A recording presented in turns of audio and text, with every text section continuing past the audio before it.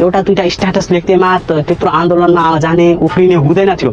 तर पनि जुन उनीहरूले आरोप लगाइरहेछन् यो जेन्जी आन्दोलन बालन शाहले गराएको भन्ने आरोप लगाइरहेछन् भने पनि यदि जेन्जी आन्दोलन ठिक छ त्यहाँबाट आएको परिवर्तन ठिक छ भने उनी कसरी बेठिक भयो जसले आन्दोलन गरायो।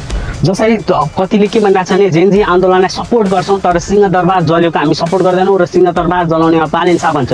तर यति पनि कमन सेन्स छैन। सिंहदरबार जल्ने के यहाँ त पुरै नेपालै जल्ने जुन भेग आएको थियो त्यसको कारणले सरकार चाहिँ भयो नि। यदि सिंहदरबार जल्ने संसद भवन जल्ने त्यस्तो भेग नआएको भए त्यस्तो सुनामी जस्तो नआइदिएको भए प्रधानमन्त्रीले के राजीनामा दिन्थे। त्यो 24 गते जुन माहौल बन्यो जुन क्रान्तिको माहौल बन्यो जुन भेल बन्यो जुन सुनामी आउला जस्तो भयो त्यसको डरले जुन क्षति हुनेवाला छ पुरै काठमाडौँ नेपालै तहस हुने भएको भएर जुन तीन सुरक्षा संयन्त्रको प्रमुखले केपी ओलीलाई जबरजस्ती राजीनामा दिन लगाएका हुन्।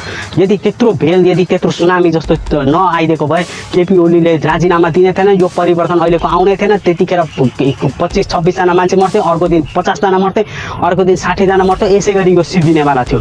र त्यो भेल आएपछि तपाईँलाई सिंहदरबार जल्छ कि संसद भवन जल्छ कि त्यसको कुनै टुङ्गो हुँदैन। जे पनि जल्न सक्छ। कुनै पनि सुनामी आउँदाखेरि त्यो सुनामी आएपछि केलाई छोड्छ भन्ने छैन। कि त त्यो सुनामीले आउनै दिनु हुँदैन थियो कि त जुन सुनामी आएको त्यसलाई प्रोटेक्ट गर्नुपर्ने हुन्छ जुन भरलाई त्यसले नछोस् भनेर। र यहाँ दुईटै चाहिँ यही ओली सरकारको कारणले भएको छ। यो आन्दोलन जेन्जी आन्दोलन भएको पनि ओली सरकार र त्यतिखेरको सत्ताले गर्दा भएको र त्यसमा प्रमुख दोषी त्यही सरकार छ। र अर्को चाहिँ जनको सिंहदरबार सुरक्षा गर्न नसकेर पनि यो भएको त्यसको दोषी पनि त्यही सरकार छ। त्यत्रो आर्मीको ब्यारेक सिंहदरबारको छेउमा हुँदाहुँदै राष्ट्रपति र प्रधानमन्त्री मन्त्री परिषदले आर्मीलाई बोलाउन नसक्नु त्यहाँ तिनीहरूको दोषी छ।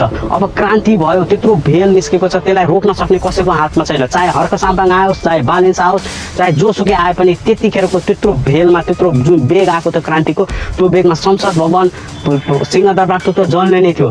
र यदि त्यो नजल्ने तरिकाले यदि यो भेग नआएको भए यो परिवर्तन आउनेवाला थिएन। कुनै नेता कोही भाग्नेवाला थिएन। यदि पुलिस प्रशासन यदि निष्क्रिय नभइदिएको भए त्यहाँ कुनै पनि हाम्रा नेताहरूलाई कसैले पनि छुन सक्ने थिएन। र यही पुलिस प्रशासन निष्क्रिय यही प्रशासन निष्क्रिय भएको भएर नै अहिले यो परिवर्तन आएको हो।